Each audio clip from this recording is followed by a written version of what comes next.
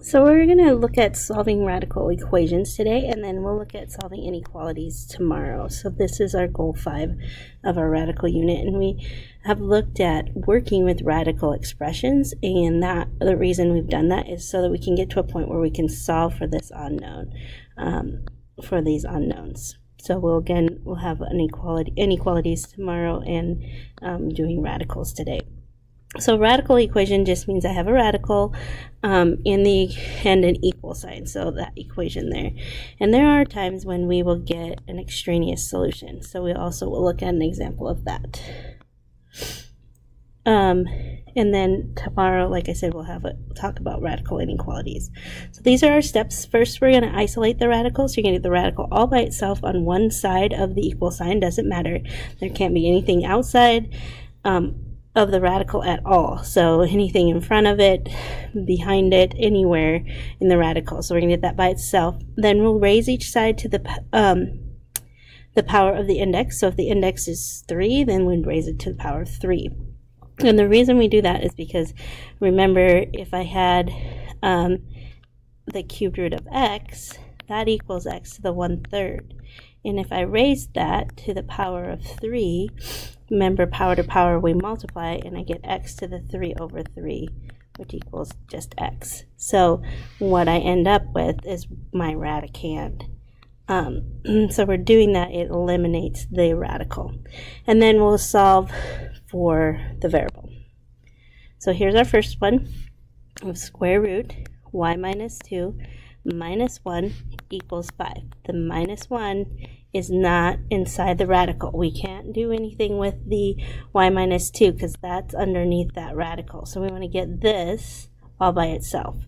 So we're going to add 1 to both sides. Square root y minus 2 equals 6. And then we're going to raise it to the power of my index. My index is 2, so I'm going to raise it to the power of 2.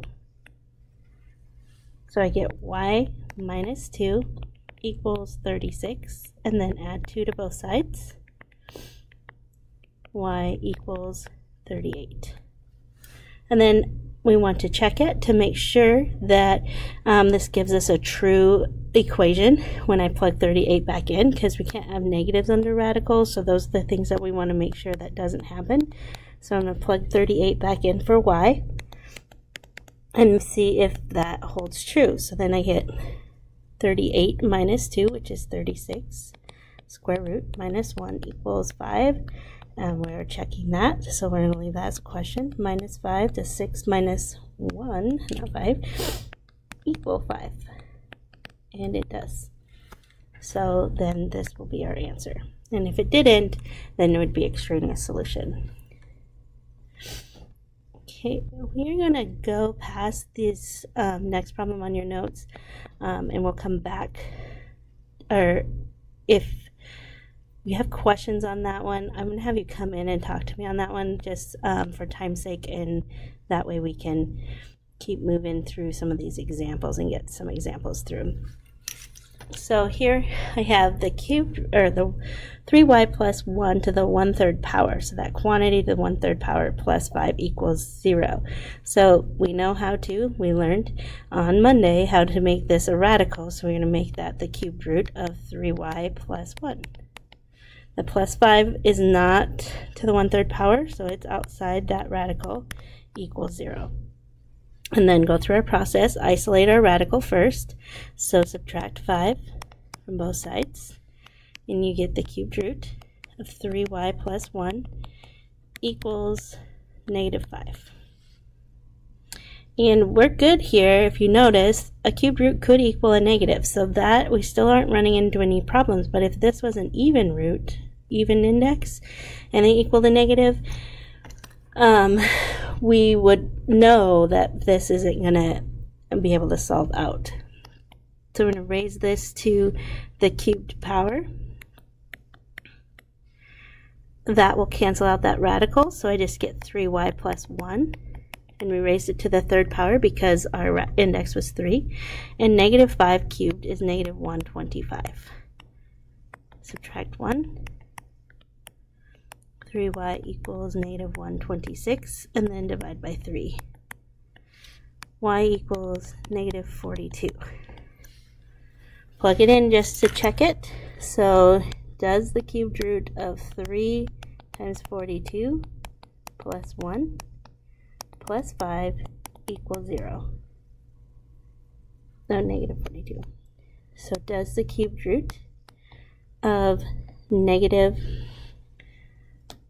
126 plus 1 plus 5 equal 0?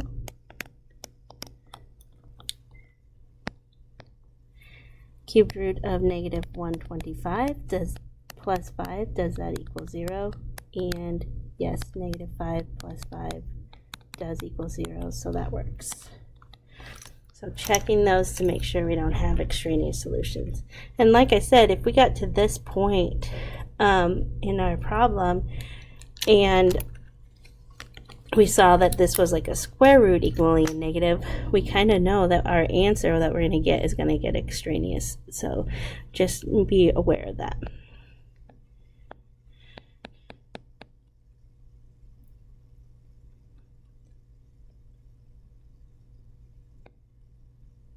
Okay, we're going to look at one more. So this 7 is with this problem. So I have 7 times the 6th root of 5m plus 4 minus 4 equals 10. So we need to move the negative 4 and the 7. So we kind of treat this like it's our variable at first to isolate it.